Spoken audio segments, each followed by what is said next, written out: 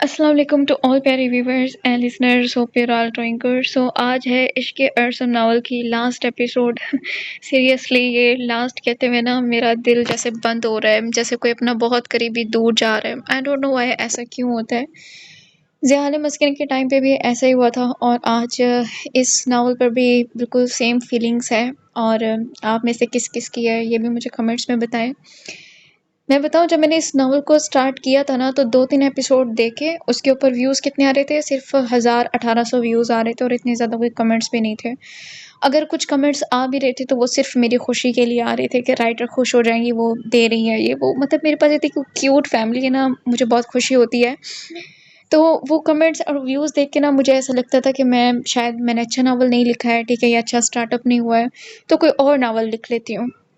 But پھر ایک comment تھا، ان کا میں نام مطلب بھول گئی ہوں یا میں نے کبھی غور نہیں کیا، عجیب سا نام ہے. بٹ کبھی مجھے ان کا کمنٹ آج والے ایپیسوڈ میں نظر آیا تو میں اس کو پن ضرور کروں گی. ان کا کمنٹ تھا کہ پلیز یہ اسٹوڈنٹ پروفیسر بیس مجھے میری مطلب فیوریٹ سٹوری ہے، تو پلیز آپ اس کو کنٹینیو رکھیں گے وہ، ورنہ میں تو حویلی بیس لکھنے والی تھی.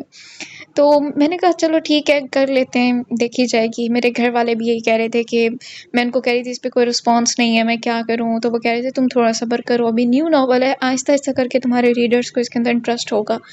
تو میں نے آپ لوگوں کو ایک بات کی تھی کہ یہ ناول اپنی ایک جگہ بنائے گا آپ لوگوں کے دل میں، ٹھیک ہے، اس کا اپنا ایک چارم ہے.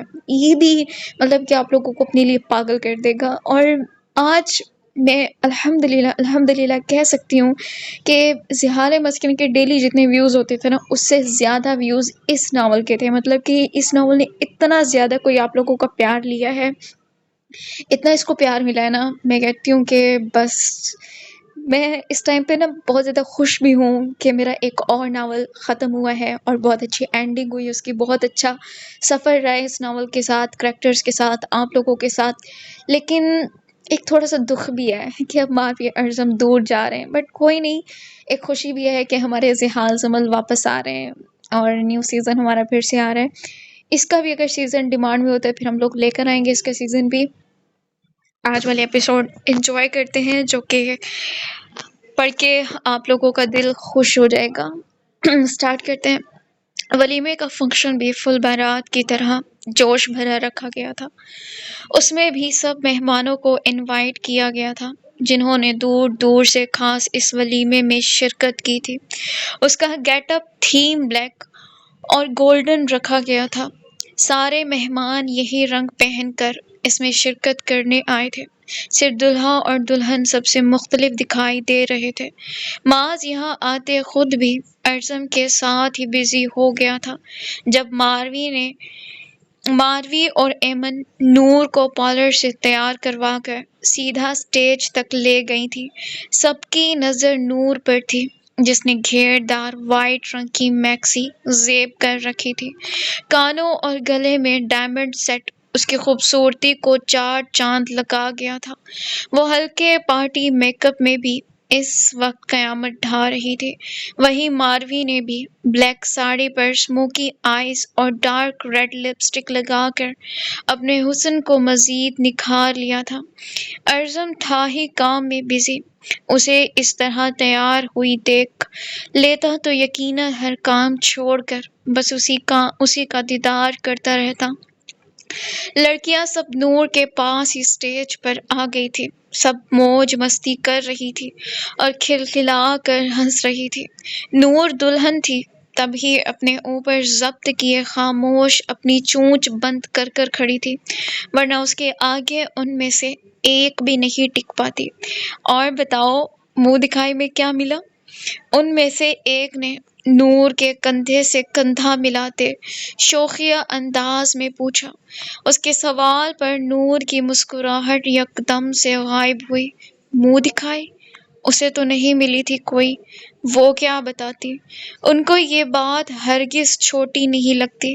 بتاؤ نا، ایسا کیا دے دیا جیجو نے جو بتا بھی نہیں رہی؟ اس کی خاموشی کو اس کی شرم سمجھتے وہ پھر سے اسے چھیڑنے لگی. نور اب صحیح گھبرا گئی تھی. تبھی ماروی بول پڑے، منہ دکھائی تو مجھے بھی نہیں ملی تھی، یہ پروفیسر لوگ بعد میں دیتے ہیں، وہ بھی سب سے الگ.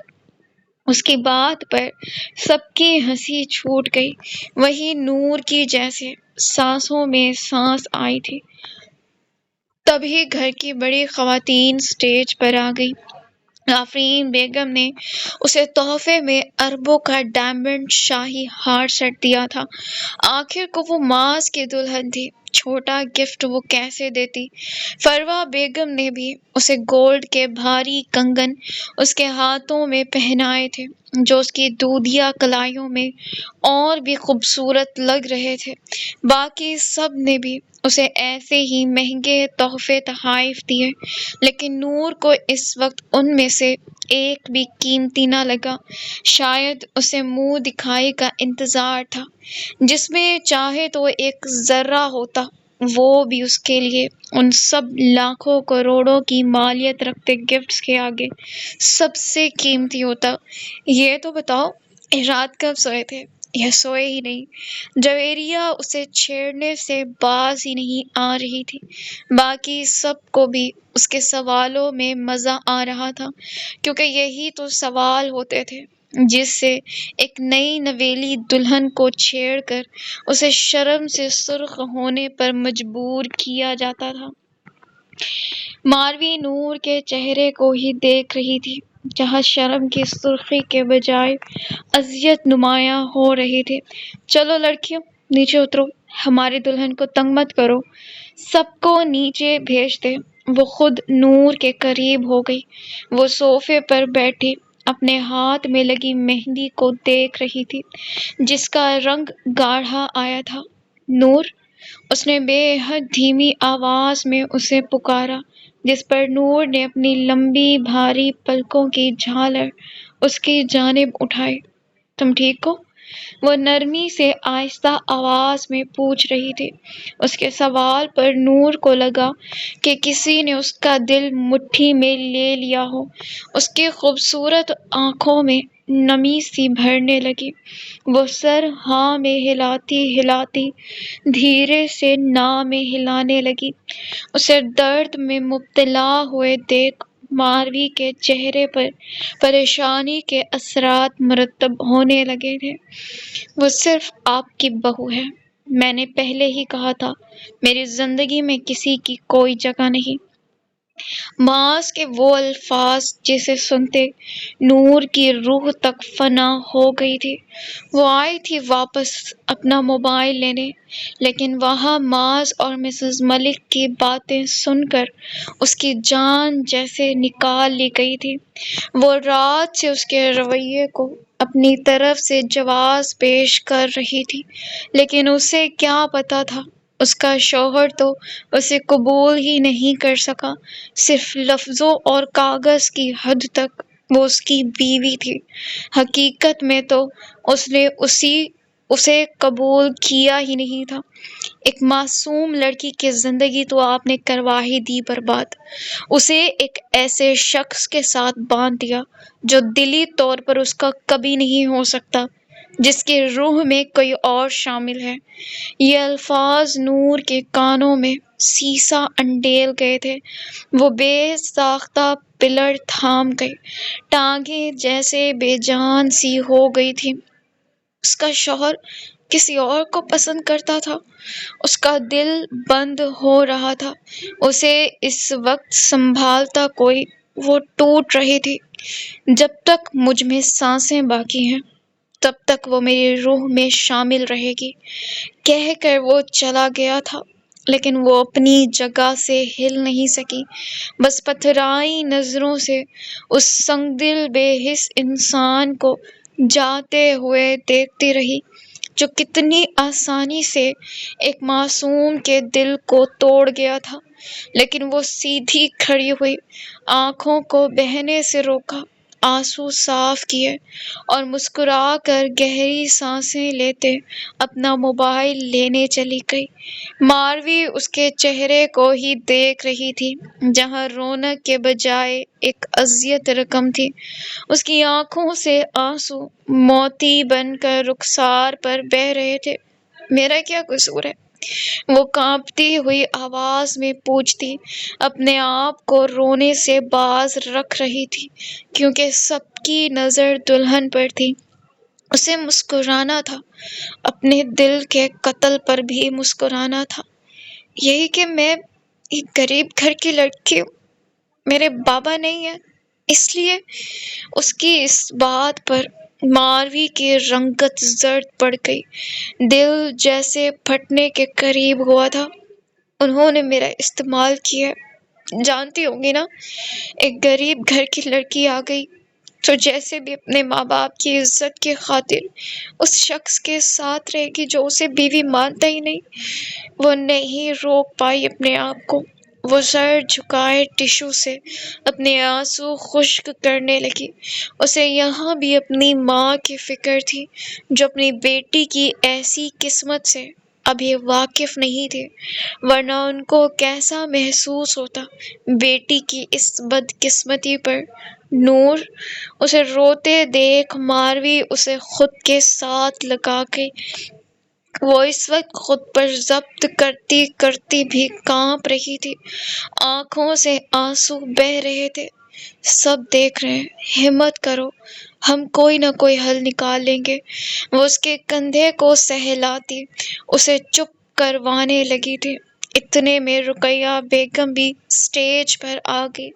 ان کو دیکھ نور جلدی سے آنسو صاف کرتی مسکراہٹ اپنے چہرے پر لے آئی۔ ماشاء اللہ میری سونی دی کتنی پیاری لگ رہی ہے۔ وہ اپنی بیٹی کی قسمت پر رشک کرتی اس کی بلائیں لینے لگی۔ یہ دیکھ نور کا دل اور بھی بھاری ہوتا چلا جا رہا تھا۔ رقیہ بیگم نے اس کے سر پر بوسہ دیا۔ وہ اپنی بیٹی کو ایسے دیکھ بے حد خوش تھی اور ان کو خوش دیکھ کر نور خوش تھی، پھر چاہے دل کو مار کر ہی ہونا پڑے۔ ان کے لیے ہی وہ جاب کر رہی تھی جب اس کی کمپنی نے اس کا ٹرانسفر اسلام آباد میں کر دیا تھا۔ وہ یہاں ایک فلیٹ میں رہ رہی تھی اور جاب سے جو سیلری ملتی اس سے اپنے اور اپنی ماں کے اخراجات پورے کرتی۔ بھائی تو ہو کر بھی اس کے ساتھ نہیں تھے، ایسے وہ بیویوں کے پلوں سے بندھ چکے تھے۔ ساری زندگی دکھوں میں کاٹ کر جب سکھ ملنے کا وقت آیا تو اب بھی قسمت نے اس کے حصے میں کڑی آزمائش رکھ دی۔ اماں، آپ فکر نہ کرنا، میں ان سے جاب کی اجازت لے لوں گی، اور میری یہ اس مہینے کی سیلری۔ اس نے اپنے پرس سے 80,000 نکال کر رقیہ بیگم کے ہاتھ میں رکھ دیے، جن کو دیکھ ان کی آنکھوں میں نمی جمع ہونے لگی۔ ایسے ہی تو بیٹیوں کو رحمت نہیں کہا گیا۔ میری جان، اب تم شادی شدہ ہو، اپنے گھر پر دھیان دو، میں کر لوں گی گزارا، تمہارے بھائی 2 وقت کی روٹی تو دے ہی دیں گے۔ وہ آبدیدہ ہوتی اپنی بیٹی کی محبت پر وہ آبدیدہ اپنی بیٹی کی محبت پر تھی، ورنہ غربت تو انہوں نے شروع سے دیکھی تھی۔ کیوں دے دیں گے؟ آپ میری ذمہ داری ہیں، میں اجازت لے لوں گی، اور مجھے یقین ہے وہ اجازت دے دیں گے۔ آپ بس عمر بابو سے بات کر کر ان کے گھر رہ لیں۔ وہ اپنی ماں کے لیے از حد فکر مند تھی، اس فکر میں وہ اپنی زندگی کی تباہی کو بھی بھول گئی تھی۔ ماروی اٹھ کر جا چکی تھی کیونکہ سامنے ہی زنور اور ملالہ یحییٰ کے ہاتھ میں اپنی ایک ایک انگلی پکڑائے ہال میں داخل ہوئے تھے۔ ملالہ کو پارلر جانا تھا، تبھی زنور عمر صاحب اور فروہ بیگم کو یہاں ڈراپ کر کر ان دونوں کو پارلر لے گیا تھا، جہاں وہ تیار ہوتی رہی اور یحییٰ اپنے بابا کے ساتھ کھیلتا رہا تھا۔ تھوڑی دیر تک سب مہمان آ چکے تھے۔ معاذ کو بھی اعظم سٹیج پر لے آیا تھا۔ دونوں سامنے ایک ساتھ کھڑے قیامت لگ رہے تھے۔ ان کے ساتھ ایک بڑا سا کیک لایا گیا تھا جس پر ایم اور این خوبصورت انداز میں لکھا گیا تھا۔ نائف نور کے ہاتھ میں تھی جب معاذ نے اس کے ہاتھ کو اوپر سے تھاما۔ اس کے لمس پر وہ تھوڑی سی جزبز سی ہوتی اسے تھوڑے فاصلے پر ہو گئی۔ دونوں نے مل کر کیک کاٹا جس پر محفل میں ایک شور سا برپا ہو گیا۔ ہر کوئی خوشی سے چیختا اپنی خوشی کا اظہار کر رہا تھا۔ تبھی کیمرہ مین بھی ان دونوں کی تصاویر لینے آ گیا۔ وہ دونوں ذرا فاصلے پر کھڑے تھے۔ سر تھوڑا قریب آ جائیں، وہ دونوں کو ہاتھ کے اشارے سے قریب آنے کا کہتا کیمرہ سیٹ کرنے لگا۔ معاذ نے ایک نظر نور کو دیکھا جو بری طرح سے نروس ہو رہی تھی، پھر اپنا ہاتھ اس کی کمر پر رکھتے ایک جھٹکے میں اپنے قریب کر لیا۔ وہ ہک دک سی اس شخص کے چہرے کو دیکھنے لگی۔ دور کیوں کھڑی ہیں مسز معاذ؟ لوگ کیا کہیں گے؟ وہ سب کو مسکرا کر ایک نظر دیکھتا بے حد دھیمی آواز میں سرگوشی کرنے لگا۔ مجھے فرق نہیں پڑتا لوگوں کے کہنے سے۔ وہ اس کا ہاتھ نیچے کرتی پھر سے ذرا فاصلے پر کھڑی ہو گئی۔ معاذ نے نہ سمجھی سے اسے دیکھا اور پھر سے اپنے قریب کرتے مضبوطی سے اس کی نازک سی کمر کو تھام لیا۔ شرافت سے یہیں کھڑی رہیں اور مسکرا کر تصویریں بنوائیں، ورنہ میرے بچے کیا کہیں گے؟ ان کے بابا نے ان کی ماں کے ساتھ زبردستی کی تھی۔ اس کی بات پر نور کی آنکھیں ایک دم سے پھٹی۔ اس نے نگاہ اٹھا کر اس سنگدل شخص کو دیکھا۔ کیمرہ مین ایک کے بعد ایک خوبصورت یاد کو قید کرتا چلا جا رہا تھا۔ تصاویر بنواتے کھانے کا سیشن شروع کیا گیا تھا۔ نور کے ساتھ ملالہ اور ماروی بیٹھی تھی کھانے کے لیے۔ ایمن تو اپنے سسرال اور بچوں میں ہی پوری ہو گئی تھی جن کو صبح تو ان کے باپ نے سنبھال لیا تھا، لیکن اب وہ اپنی ماں کو ذرا بھی چھوڑنے پر راضی نہ تھے۔ یحییٰ وانٹس فیڈو مما، یحییٰ وانٹس فیڈو مما۔ یحییٰ ملالہ کی گود میں سر رکھتے من سی کرنے لگا۔ جی بیٹا، فیڈو نہیں، یہ لو، یہ کھاؤ۔ اس نے چکن کا ذرا سا پیس توڑ کر یحییٰ کے منہ میں دیا۔ وہ پہلے تو منہ بنا کر اس کا ذائقہ محسوس کرنے لگا، لیکن جب دودھ جیسا ذائقہ نہ لگا تو رونا شروع کر دیا۔ یحییٰ فیڈو مما۔ ماروی اسے غور سے دیکھ رہی تھی۔ دل ایک انجانی سی خوشی میں ڈوبتا چلا جا رہا تھا۔ بے شک ملالہ ہاشمی واقعی ایک دل کی صاف لڑکی تھی جس نے اس بچے کو ماں کا پیار دیا، جس کے باپ نے اس کی زندگی برباد کرنے میں کوئی کسر نہیں چھوڑی، اور نہ ماں نے۔ پھر بھی وہ یحییٰ کو ایک ماں سے بڑھ کر پیار دے رہی تھی۔ نو بیٹا، فیڈو نہیں، آپ یہ کھاؤ، یہ یمی یمی ہے، دیکھو ماما بھی کھا رہی ہیں۔ وہ اسے کھا کر دکھانے لگی۔ یحییٰ اس کا چلتا ہوا منہ دیکھ اس کے منہ پر اپنا ننھا سا ہاتھ مارنے لگا، جیسے کہنا چاہتا ہو کہ یہی والا مجھے دو، یہ لو، میرا بیٹا بھی یہ کھائے گا، آ کرو۔ اس کے آ کرتے یحییٰ نے بھی منہ کھول لیا اور تھوڑا تھوڑا کر چکن پیس کھانے لگا جو بے حد اسپائسی تھا، لیکن وہ اپنی ماں کی طرح اسپائسی چیزیں شوق سے کھا رہا تھا۔ ولیمے کا فنکشن اسی طرح زور و شور سے چلتا گیا۔ ہر کوئی اس میں شرکت کر بے حد خوش تھا اور رات ہوتے اپنے گھر کو روانہ ہو گیا تھا۔ تاشفین صاحب آج اچھے خاصے تھک چکے تھے، تبھی آتے ساتھ صوفے پر ڈھہ سے گئے۔ ان کے پیچھے آفرین بیگم تھی، خاموش اور سنجیدہ۔ ان کے پیچھے ہی ارزم اور ماروی ڈرائنگ روم میں داخل ہوئے۔ آفرین بیگم نے مڑ کر ارزم کی جانب دیکھا، جو ان کی جانب دیکھے بغیر اوپر اپنے کمرے میں جانے ہی لگا تھا کہ انہوں نے آواز دے کر اسے وہیں روک لیا۔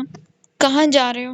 وہ نہایت سنجیدگی سے استفسار کر رہی تھی۔ ماروی نے ان کی جانب مڑ کر دیکھا، لیکن ارزم وہ نہیں مڑ سکا۔ کمرہ ہے اوپر میرا۔ اس کا انداز دھیما از حد سنجیدہ تھا۔ اس لہجے میں اس نے کبھی اپنے ماں سے بات نہیں کی تھی، لیکن آج پورا دن اس نے نہ تو انہیں مخاطب کیا اور اب جواب دیا بھی تو بے رخی سے۔ اس کی بے رخی بھانپتے آفرین بیگم کا دل ڈوبنے لگا۔ معاف نہیں کرو گے اپنی ماں کو؟ ان کا لہجہ نامحسوس طریقے سے بھیگنے لگا۔ ارزم نے مڑ کر ایک نظر ان کی جانب دیکھا۔ ماحول میں ایک فسو خیزی سی چھا گئی تھی۔ کس بات کے لیے؟ وہ سوال ایسے کر رہا تھا جیسے جواب پہلے سے جانتا ہو۔ ماروی نے بے اختیار اس کا ہاتھ تھام لیا۔ یہاں اس کا نرم لمس ارزم کے وجود سے ٹکرایا تھا کہ وہاں اس کے اندر ابلتا لاوا گہری سانس کی صورت میں باہر آ گیا۔ مجھ سے غلطی ہو گئی۔ مجھے جو دکھا میں نے وہ روحان سی ہوتی کچھ بولنے لگی تھی کہ ارزم خود بیچ میں بول پڑا۔ آنکھوں دیکھا بھی کبھی کبھی سچ نہیں ہوتا موم۔ جس لڑکی کو کچھ دن پہلے آپ نے باتیں سنائی تھی، اس کی آنکھوں کے سامنے اس کا بھائی مرا تھا۔ وہ صدمے میں غلط فیصلہ کر گئی، لیکن آپ کے سامنے ایسا کچھ نہیں ہوا تھا۔ اس کے اندر پھنسی باتیں باہر آ رہی تھی، لیکن آپ نے سب کے سامنے اس عورت کی بات پر یقین کر لیا۔ کیوں؟ وہ بے حد دھیمی قرب بھری آواز میں پوچھ رہا تھا۔ تاشفین صاحب بھی اٹھ کھڑے ہوئے۔ آفرین بیگم کی آنکھوں میں نمی گہری ہوتی چلی جا رہی تھی۔ اس لیے کہ میں آپ کا سگا بیٹا نہیں تھا، مجھ میں آپ کا خون نہیں تھا، لیکن میری تربیت تو آپ نے ہی کی تھی نا، کہ اپنی تربیت پر بھی یقین نہیں تھا آپ کو؟ وہ ضبط کی آخری انتہا پر تھا۔ اس کے لہجے میں درد بھانپتے ماروی اس کے قریب ہو گئی۔ اس کا چہرہ سرخ ہو رہا تھا۔ حبی جانی، وہ روحان سی ہوتی اس کے سینے پر ہاتھ رکھ گئی۔ مسز تاشفین کی آنکھوں سے گرم سیال تیزی سے بہنے لگا۔ اس کے یہ الفاظ آج تیر کی طرح ان کے دل پر لگے تھے کہ تبھی ارسل اپنے 2 پولیس اہلکاروں کے ساتھ وہاں آیا۔ سب نے ان کی جانب دیکھا۔ اس کے ہاتھ میں ایک فائل تھی۔ ارزم، اس نے آتے نہایت شائستگی سے ارزم کو پکارا، تمہارے کہے مطابق میر فلک ہاشمی کو عدالت میں پھانسی اور اس کے بیٹے کو غلط کاموں میں ملوث ہونے کی وجہ سے 10 سال قید کی سزا سنائی ہے۔ یہ رہے پیپرز عبداللہ ہاشمی کی ساری پراپرٹی کے، جن پر میر فلک ہاشمی نے قبضہ کر رکھا تھا۔ کہتے اس نے وہ فائل ارزم کی جانب بڑھا دی۔ وہ بھی اسے خاموشی سے تھام کر غور سے دیکھنے لگا۔ سامنے اپنے باپ کا نام دیکھ دل جیسے مٹھی میں آیا تھا۔ اس وقت اسے اپنے باپ کی یاد شدت سے آئی تھی۔ تھینکس اتنی ہیلپ کے لیے، وہ بجھے بجھے سے انداز میں یہی بول سکا۔ ارسل یہاں تھوڑے فیملی مسائل دیکھ سر خم کرتا مسکرا کر باہر نکل گیا۔ اس کے جاتے ارزم نے ماروی کی جانب دیکھا۔ ہم کل اپنے گھر شفٹ ہو جائیں گے، کہتے وہ رکا نہیں تھا۔ ایک سوٹ سا سب میں پھونک کر اوپر اپنے کمرے میں چلا گیا تھا۔ اس کی بات سنتے آفرین بیگم کی رنگت لٹھے کی مانند سفید پڑ گئی تھی۔ یہ کیا کہہ کر گیا ہے؟ وہ بخلائے سے انداز میں اس کی جانب انگلی سے اشارہ کرتی پوچھنے لگی۔ تاشفین صاحب نے آگے آ کر انہیں کندھوں سے تھام لیا۔ ماروی یہ سب دیکھ ٹھیک ٹھاک پریشان ہوئی تھی۔ آپ حوصلہ کریں، میں بات کرتا ہوں، وہ کہیں نہیں جائے گا۔ وہ انہیں دلاسا دیتے صوفے تک لے آئے۔ ماروی جلدی سے جا کر ان کے لیے پانی لے کر آئی تھی۔ وہ وہ یہاں سے جا رہے تاشفین، اسے روکو۔ وہ بے اختیار رونے لگی تھی، پورا بدن بری طرح سے لرزنے لگا تھا۔ پانی پئیں، آپ، وہ کہیں نہیں جائے گا۔ تاشفین صاحب خود اندر سے ارزم کی بات پر ہل گئے تھے، لیکن پھر بھی ایک خوخلا سا دلاسا ان کو دے رہے تھے۔ میں بھی ان کے ساتھ جاؤں گا۔ دروازے کی دہلیز پر کھڑے ابراہم کی آواز پر تینوں نے چہرہ موڑ کر اس کی جانب دیکھا، جہاں وہ اسپاٹ تاثرات چہرے پر لیے کھڑا ان سب کو دیکھ رہا تھا۔ وہ قدم قدم چلتا ہوا ڈرائنگ روم میں داخل ہوا۔ آپ نے مجھ سے اتنی بڑی بات کیوں چھپائی موم؟ وہ افسردگی سے اپنی ماں کو مخاطب کرتے استفساریہ پوچھنے لگا۔ یہ بات بھی کھل کر ایک دن آنی تھی۔ ابراہم تاشفین آفریدی کو جاننا تھا کہ اس کا بڑا بھائی تو اس کا سگا ہے ہی نہیں، ان دونوں کے بیچ خون کا رشتہ نہیں تھا۔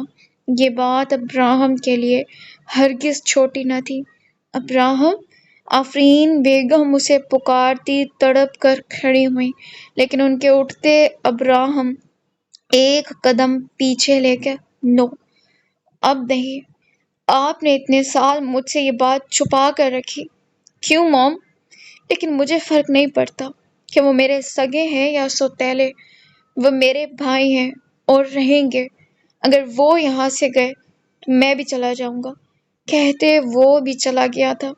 آفرین بیگم بے بسی سے اس بار اٹھ بھی نہیں تھکی، ان کی ٹانگیں بے جان سی ہونے لگی تھی۔ ماروی ان کو اتنا پریشان اور بے بس دیکھ خود بھی پریشان ہوتی اس بات کا حل سوچنے لگی۔ کمرے میں آتے وہ گہری سانسیں لیتا بیڈ پر ڈھہے جانے والے انداز میں بیٹھ گیا۔ اس وقت اس کے اپنے الفاظ اسے ملامت زدہ کر رہے تھے۔ اس نے کبھی اپنی ماں سے ایسے بات نہیں کی تھی۔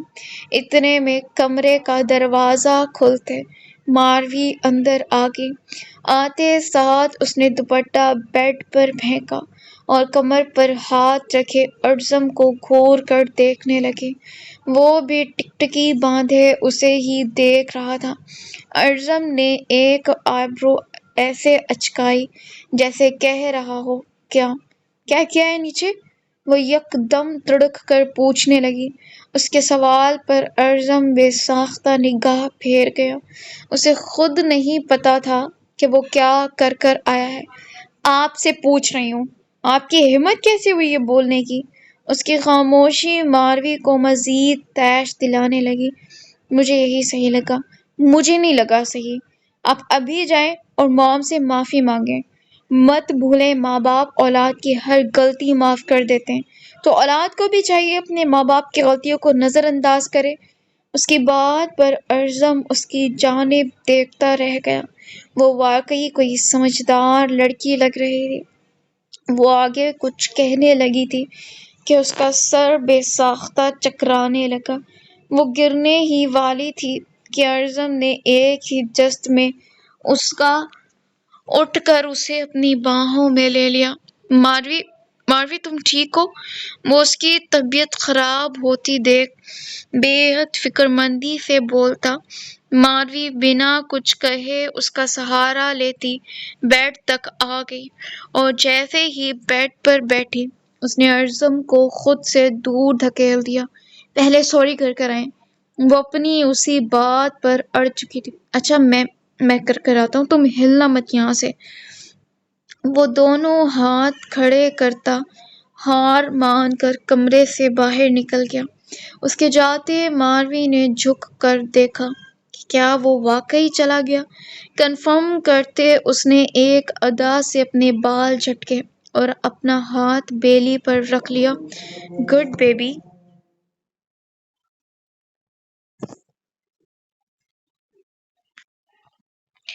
اب آئے نا آپ کے بابا سیدھی لائن پر، ایسے ہی دنیا میں آ کر ان کو تنگ کرنا، اوکے؟ وہ اپنے بیبی کو فلائی کس دیتی وہیں بیٹھی بیٹھی خوش ہونے لگی۔ نور ہال سے آتے سیدھا کمرے میں آ گئی تھی۔ مہمان سب جا چکے تھے، اب گھر میں صرف مسز ملک اور ان کے بیٹا بہو بچے تھے۔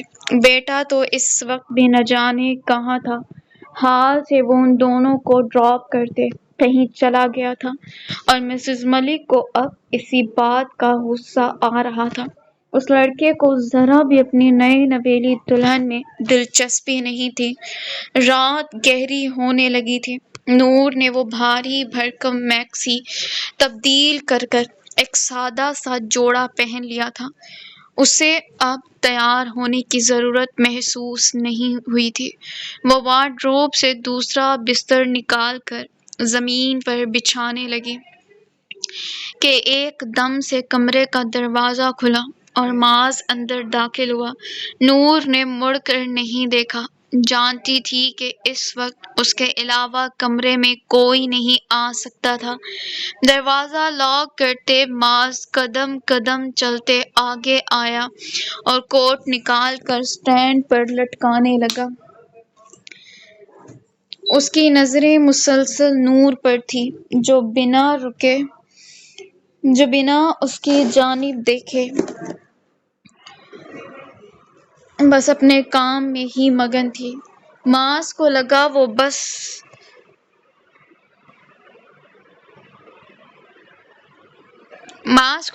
بستر اس کے لیے ہے، لیکن وہاں نور کو لیٹتے دیکھ وہ تھوڑا ٹھٹک گیا۔ خیریت؟ آپ آج یہاں سو رہی ہیں؟ وہ سینے پر ہاتھ باندھے ڈریسنگ ٹیبل سے ٹیک لگا کر پوچھنے لگا۔ میں یہاں کمفرٹیبل ہوں، وہ سرسری سے لہجے میں جواب دیتی تکیہ ٹھیک کر اپنی بیلک تک کمفرٹر لیے لیٹ گئی۔ معاذ کچھ دیر کھڑا خاموشی سے اسے دیکھتا رہا، پھر گہری سانس خارج کرتے آگے آیا اور اسے ایک جھٹکے میں اپنی گود میں اٹھا گیا۔ اس اچانک افتاد پر نور بری طرح سے سٹپٹا سی گئی۔ یہ کیا کر رہے ہیں؟ چھوڑیں مجھے! وہ اس کی گود میں مچلتی اس کے سینے پر ہاتھ رکھے پیچھے دھکیلنے لگی تھی، لیکن معاذ ڈھیٹ بنا اسے ایسے ہی اٹھائے اس کے چہرے کو غور سے دیکھتا رہا۔ میں آپ سے بات کر رہی ہوں، چھوڑیں مجھے! وہ اسے خود کو ایسے دیکھتے مزید نروس ہونے لگی تھی۔ میرا کیا قصور ہے؟ یہی کہ میں غریب گھر کی لڑکی ہوں، میرے بابا نہیں ہیں، اس لیے۔ اس کے الفاظ مات کی سماعتوں میں گونجنے لگے۔ وہ وہیں پیچھے کھڑا تھا، ماروی بھی اسے دیکھ رہی تھی، تبھی وہ اسے اور بلوا رہی تھی تاکہ معاذ کو اپنی غلطی کا احساس ہو، اور وہ لمحہ جس میں نور کے لبوں سے وہ الفاظ نکلے تھے، وہ لمحہ معاذ کے دل کو بدل گیا تھا، اس کی روح کو جھنجھوڑ گیا تھا۔ کیا وہ واقعی اتنا برا بن چکا ہے کہ انجانے میں ہی صحیح اس نے ایک معصوم کے دل کو دکھی کیا، اس کے احساسات جذبات کا قتل کیا؟ معاذ اسے لیے بیڈ تک آیا اور سیج اب تک سجی ہوئی تھی۔ نور کو دھیرے سے بیڈ پر چھوڑتے اس نے اپنے بالوں میں ہاتھ پھیر کر اوپر کی جانب دیکھا۔ جب نور کو اس کے گلے کی گلٹھی ابھر کر معدوم ہوتی دکھائی دی، چلو نکاح حلال کرتے ہیں، اس کا یہ جملہ سنتے نور کی آنکھیں ایک دم سے پھٹی۔ وہ بے یقین سی نظروں سے اسے دیکھنے لگی۔ معاذ بھی اس کی آنکھوں میں ہی دیکھ رہا تھا۔ آج اس کے دیکھنے کا انداز ہی الگ تھا، وہ انداز جس میں آج تک اس نے کبھی کسی عورت کو نہیں دیکھا تھا، لیکن آج سامنے اس کی بیوی تھی، تبھی ان سیاہ آنکھوں میں بے باکی چھلک رہی تھی۔ معاذ ایک گھٹنا بیڈ پر ٹکاتے اس کے قریب ہونے لگا تھا کہ نور بے ساختہ پیچھے کی جانب کھسک گئی۔ میرے پاس مت آئیں! وہ اس سے ایسے خوف کھانے لگی تھی جیسے وہ کوئی ایلین ہو۔ کیوں نہ ہوں؟ قانون و شرعی بیوی ہو میری، پاس آنے کا حق رکھتا ہوں، اور صرف پاس نہیں، کچھ اور بھی کرنے کا حق رکھتا ہوں۔ اس کا یہ بدلا بدلا سا انداز نور کے اوسان خطا کر رہا تھا۔ وہ ہڑبڑا کر اس ڈریگن کو دیکھنے لگی جس کے منہ سے آج آگ کے بجائے بے باک الفاظ نکل رہے تھے۔ منہ بند کریں اپنا۔ وہ دونوں ہتھیلیاں پیچھے جمائے مزید پیچھے ہونے کی کوشش میں تھی کہ معاذ نے اسے پیر سے پکڑتے کسی کٹی ڈال کی طرح اپنی جانب کھینچ لیا۔ وہ بالکل اس کے قریب آ گئی تھی۔ دونوں کے چہرے آمنے سامنے تھے۔ معاذ نے اس کی نازک سی کلائی تھام لی۔ نہیں کرتا۔ وہ بھی ڈھیٹ تھا۔ کیا لیں گے منہ بند کرنے کا؟ وہ ڈیل کرنے والے انداز میں پوچھنے لگی۔ رات کے اس پہر ڈریگن سے بچنے کے لیے وہ کچھ بھی کر سکتی تھی۔ تمہارا منہ۔ اس کے جواب پر نور کی بھوری آنکھیں بے ساختہ پھیلنے لگی، لیکن سمجھتے اس کی رنگت حیا سے سرخ پڑنے لگی۔ وہ اب نہ چاہتے ہوئے بھی ہونٹ گول کر گئی جیسے اب رو دے گی۔ معاذ اسے ایسے دیکھ نرمی سے اس کی کلائی چھوڑتا سیدھا کھڑا ہوتے بالکنی کی جانب مڑ گیا جہاں سے اس وقت ٹھنڈی ہوا چلتی اندر آ رہی تھی۔ معاذ اس ہوا میں گہری سانس لیتا آنکھیں بند کر گیا۔ یہاں آؤ، اس نے دھیمی آواز میں اسے پاس بلایا۔ نور اسے اس قدر سنجیدہ دیکھ ڈرتی ڈرتی چھوٹے چھوٹے قدم اٹھاتی اس کے پاس چلی آئی۔ یہاں کھڑی ہو جاؤ میرے سامنے۔ وہ خود بالکنی کے دروازے سے ٹیک لگا کر کھڑا تھا۔ نور بھی دروازے کے دوسرے اطراف کھڑی ہو گئی۔ وہ قد میں اس سے چھوٹی تھی۔ میں جانتا ہوں تم نے میری اور امی کی باتیں سنی تھی۔ اس پر نور کی آنکھیں بے ساختہ پھیلی۔ دونوں پر اس وقت چاند کی روشنی پڑ رہی تھی۔ اگر میں کہوں اب ویسا کچھ نہیں ہے تو کیا مان لو گی؟ وہ اس کی جانب دیکھتا نہایت سنجیدگی سے پوچھ رہا تھا۔ نور اسے دیکھتی رہی جیسے کچھ سوچ رہی ہو۔ اتنی جلدی دل نہیں بدل سکتا۔ اس کے لہجے میں قرب کا عنصر نمایاں تھا جسے معاذ بھی بھانپ گیا۔ تبھی دھیرے سے مسکرا دیا۔ اس کی محبت میرے دل میں آنے کے لیے ایک لمحہ لگا تھا تو کیا جانے کو صدیاں ضرور لگتی ہیں؟ اس بار اس کا سوال کا جواب نور بھی نہیں دے سکی۔ ہاں لگ سکتی تھی صدیاں بھی، لیکن تب جب تم نہ آتی میری زندگی میں، میری شریک حیات بن کر، جسے خدا نے مجھ پر سارے اختیار دیے، یہاں تک کہ میرے دل پر بھی۔ اور یہ میں نے وہ 3 لفظ بولتے محسوس کر لیا تھا۔ ہاں، ان 3 لفظوں کے ادا ہوتے اس کا دل مر گیا تھا۔ ملالہ ہاشمی کے لیے اس کی طرف سوچنے کے دروازے تک بند ہو گئے تھے، کیونکہ اب وہ اکیلا نہیں تھا، اس کے ساتھ ایک زندگی جڑ گئی تھی۔ اس کے بعد خود کو دھوکہ دیتا رہا کہ وہ اب بھی میرے دل میں ہوگی، لیکن تمہاری وہ باتیں، اسے وہ سب باتیں پھر سے یاد آئیں۔ نور ٹکٹکی باندھے اسے دیکھتی جا رہی تھی۔ ان سے مجھے احساس ہوا کہ میں غلط ہوں۔ اسے اپنے دل میں رکھنے سے میں صرف گنہگار بن سکتا ہوں۔ مجھے اصل محبت تم سے کرنی چاہیے۔ اس کے منہ سے محبت کا لفظ سنتے نور کے دل نے بے ساختہ ایک بیٹ مس کی۔ نہ جانے کیوں اس شخص کی باتوں میں سچائی دکھتی تھی۔ وہ یہ سب سوچ ہی رہی تھی جب اسے اپنے قریب کسی کی موجودگی کا احساس ہوا۔ اس نے ہڑبڑا کر نظریں اوپر اٹھائیں تو وہی دشمن جاں اس کے قریب، اس کے بائیں جانب سر کے قریب ہاتھ رکھے کھڑا مخمور نگاہوں سے اسے دیکھ رہا تھا۔ میرا آج سے سب کچھ تمہارا ہے، یہاں تک کہ خود ملک ماہ سلمان بھی۔ وہ بے حد دھیمی مخمور آواز میں سرگوشی کرتا اپنے لفظوں سے نور کا سانس تک روک گیا۔ معاذ کی بے ہنگم ہوتی سانسیں نور کو اپنے چہرے کے ساتھ مستیاں کرتی محسوس ہو رہی تھی۔ وہ جزبوں سی ہوتی مزید دیوار کے ساتھ چپکنے لگی کہ معاذ نے اسے کمر سے تھامتے ایک جھٹکے میں اپنے قریب کر لیا۔ اگر میں آپ کا ہوں تو آپ بھی میری ہیں مسز معاذ۔ وہ بے باکی سے انگلیاں نور کی گردن پر مس کرتے اس کے چہرے کو لو دیتی نظروں سے دیکھنے لگا۔ وہ شرم سے سرخ ہوتی نگاہیں جھکا کر مزید جھیم سی گئی۔ اور آج میں اپنے آپ کو مکمل طور پر آپ کے نام کر دینا چاہتا ہوں، اجازت ہے؟ وہ اس کے آوارہ لٹوں کو کان کے پیچھے کرتے اس کے ماتھے پر پوری شدت سے اپنے لب رکھ گیا۔ اس لمس پر ایک عجیب سا کرنٹ دونوں کے جسموں میں دوڑنے لگا تھا۔ بعض اس کا ماتھا چومتے اس کی آنکھوں تک آیا تھا جن کی پلکیں حیات سے لبریز لرز رہی تھی۔ یہ نکاح کی ہی طاقت تھی جو دونوں میں ایک عجیب سا سرور پیدا کر رہی تھی۔ ہر غلط فہمی دور ہو رہی تھی۔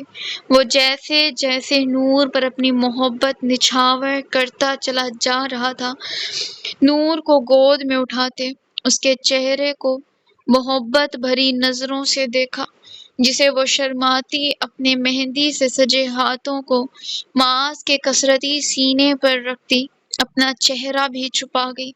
اس کی اس ادا پر وہ کھل کر مسکرایا تھا۔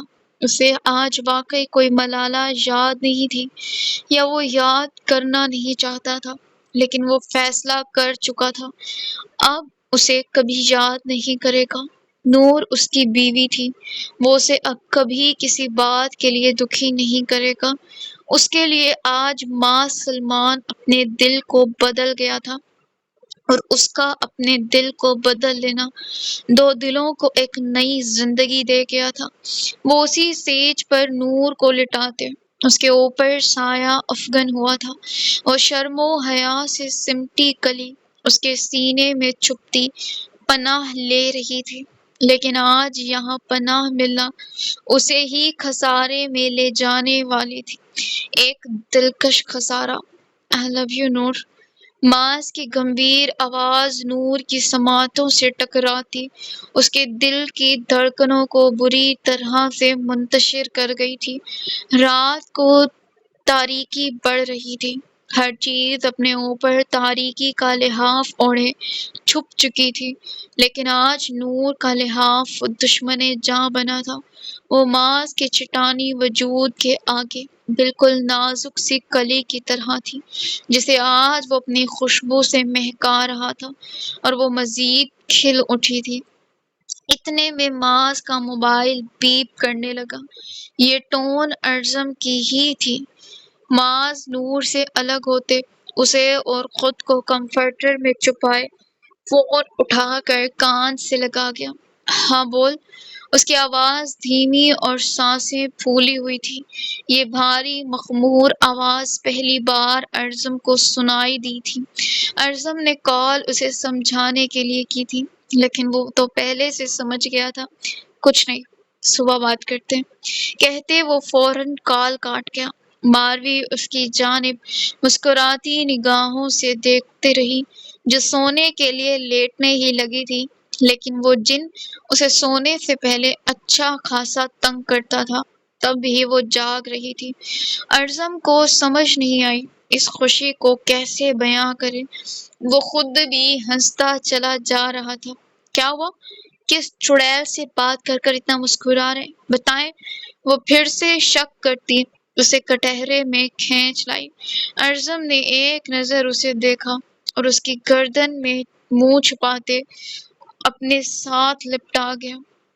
میرے پاس اپنی چڑیل ہے، مجھے کسی کی ضرورت نہیں۔ وہ بے چین روحوں کی طرح ماروی کو پھر سے تنگ کرنے کے لیے وہ بیچاری یہ بول کر کتنے گھنٹے پچھتائی تھی۔ فجر کی اذانیں ہونے لگی تھی جب نور کو اس سے رہائی ملی۔ وہ اسی کے پہلو میں سمٹی حیا کا پیکر بنی بیٹھی تھی۔ اذان سنتے اسے نماز کی بے چینی لگنے لگی تھی۔ اس نے ہمت کرتے نگاہ اٹھا کر معاذ کی جانب دیکھا جو گردن دائیں جانب پھینکے شاید سو گیا تھا۔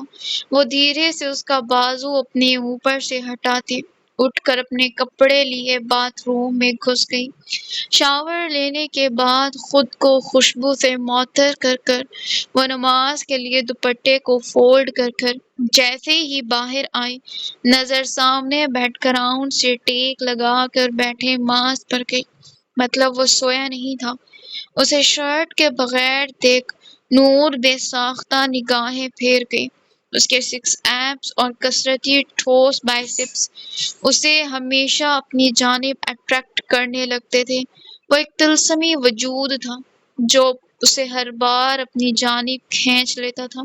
اسے دیکھ تھوڑی دیر پہلے گزری رات اس کی آنکھوں کے سامنے لہراتی دل جیسے کانوں میں دھڑکا گئی تھی۔ نماز وہ دھیمی آواز میں بولتی باہر بھاگنے ہی لگی تھی کہ معاذ کی آواز پر اس کے قدم وہیں زنجیر ہو گئے۔ یہیں پڑھ لیں، میں مسجد چلا جاتا ہوں، کہتے وہ اٹھ کر خود بھی شاور لینے چلا گیا تھا۔ نور اپنے آپ میں مسکراتی جائے نماز اٹھا کر وہیں کمرے میں نماز پڑھنے لگی تھی۔ معاذ بھی شاور لے کر فریش ہوتے مسجد چلا گیا تھا۔ صبح کا سورج آج ایک نئے انداز میں طلوع ہوا تھا۔ اس دن کی شروعات مسکراہٹوں سے ہوئی تھی۔ مسز ملک ناشتے کی تیاری کروا ہی رہی تھی جب اوپر سے نور آتی دکھائی دی۔ وہ سلوری رنگ کے کامدار سوٹ میں ملبوس تیار ہوئی بے حد خوبصورت لگ رہی تھی۔ اس کا نکھار آج الگ ہی دکھائی دے رہا تھا۔ اسے ایسے دیکھ مسز ملک اپنی جگہ سے چند پل ہل نہیں سکی۔ السلام علیکم امی، اس نے آتے ساتھ انہیں سلام کیا۔ وعلیکم السلام۔ وہ اب تک گہرے شوق میں تھی۔ کل جن نظروں نے اس کا بے رونق چہرہ بھانپ لیا تھا آج وہی نظریں اس کے اس نکھرے روپ کو سٹین کر گئی تھی۔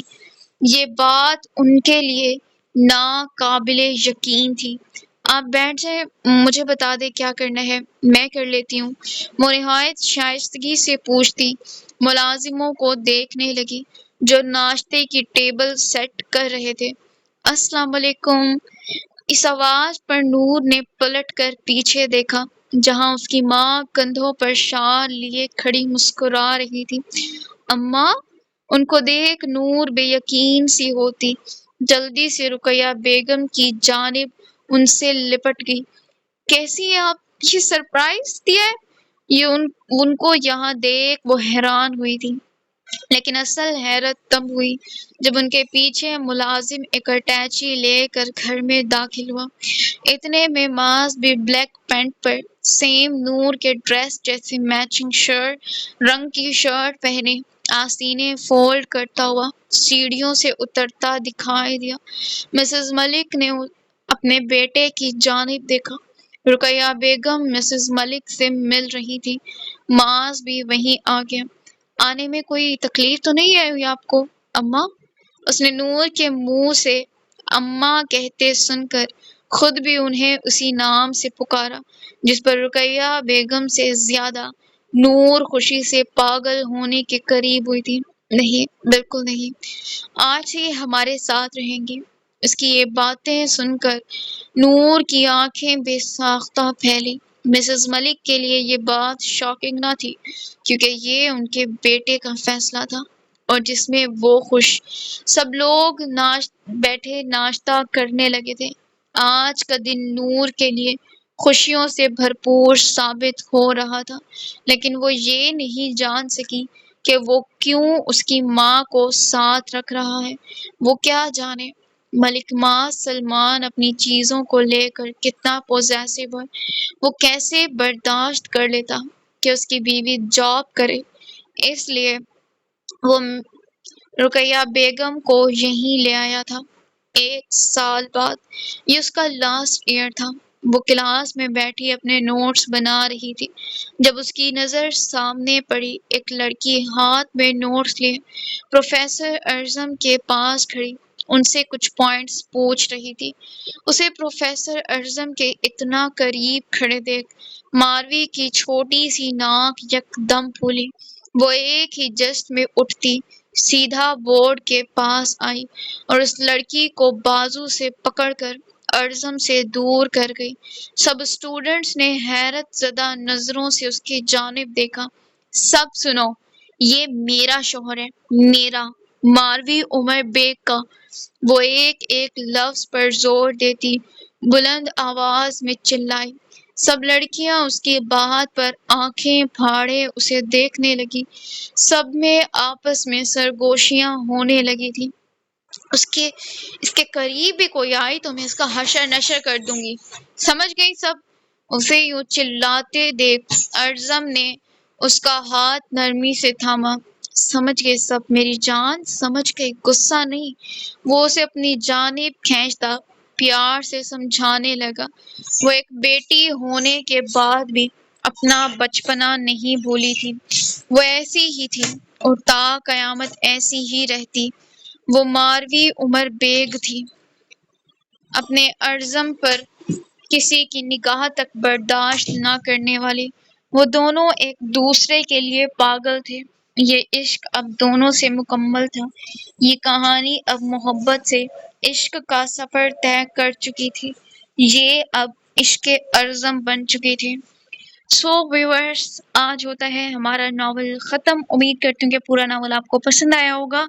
آج امیزنگ یا کوئی چھوٹے چھوٹے سے کمنٹس نہ کیجیے گا، آج تفصیلی کمنٹس آپ لوگوں کے ہونے چاہیے کہ کیسا لگا آپ لوگوں کو یہ پورا ناول، کون سا کریکٹر آپ کا سب سے زیادہ فیوریٹ رہا، کون سا کپل، کون سا سین اور سب سے خوبصورت یاد کون سی رہی اس ناول کی۔ سو ملتے ہیں ایک نئے ناول کے ساتھ جو کہ آپ لوگوں کو پتہ ہے کہ کون سا ہوگا۔ ٹیک کیئر، اللہ حافظ۔